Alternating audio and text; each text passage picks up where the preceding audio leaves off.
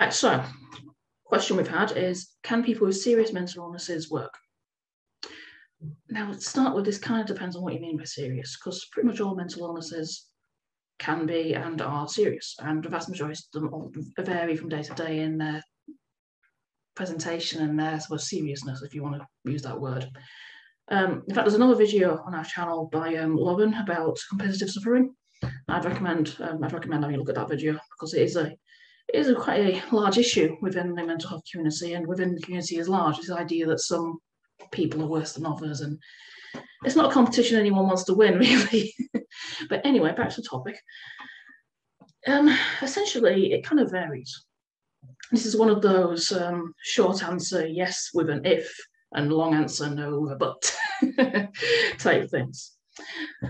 So for some people, working really helps their mental health because it gives them a focus and it gives them a reason to go out and a sort of purpose in life. For other people, they really struggle with working. And so the vast majority of people, I'd say, are somewhere in between. They can work, but they may need some support or some accommodations or other things, other such things. So personally, I find working quite problematic, quite difficult. I can work, I have worked, I probably will work again.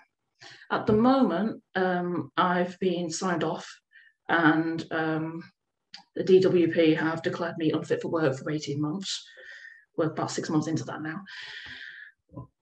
But the things I will be able to work. I probably won't be able to work full time, but I'll also require accommodations.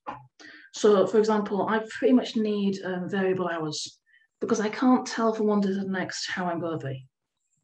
I mean, I can't tell from one day to the next even though I'm going to be able to leave my house, let alone if I'm going to start having panic attacks or meltdowns, or how many unreal things I'm going to see or hear.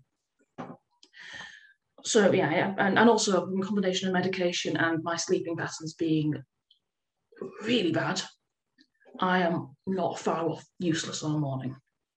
And my brain isn't really functional until maybe 10 or 11 a.m., which is an issue for the vast majority of jobs that start at 8 or 9.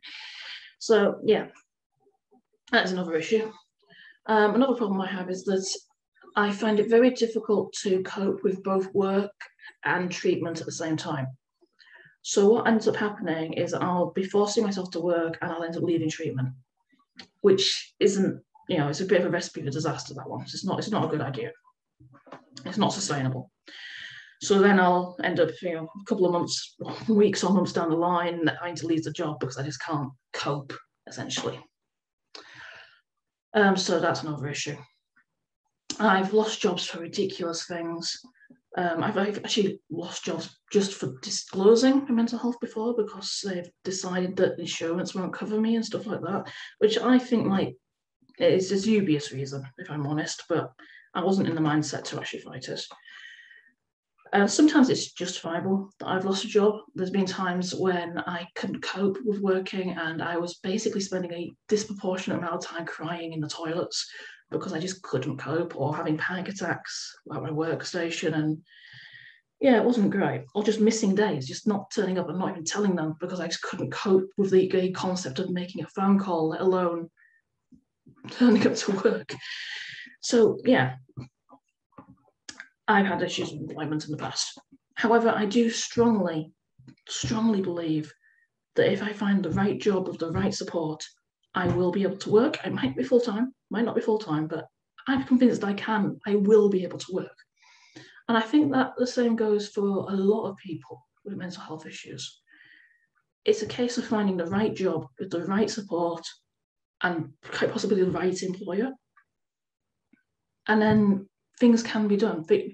Accommodations we put in place, things, if people understand things a bit more, if people were able to talk about what's going on and be open and honest with their employer and potentially even with co-workers, it would make things an awful lot easier for us. So yeah, the answer is yes, people with serious mental illnesses can work, but they probably need a little bit more support and a few more accommodations than people who don't have those mental illnesses. But that doesn't mean in any way, shape or form that we can't, contribute to society. We're not, this idea that we just can't do anything is is wrong. A lot of us can do a lot more than people expect of us, but we do need help and support and understanding.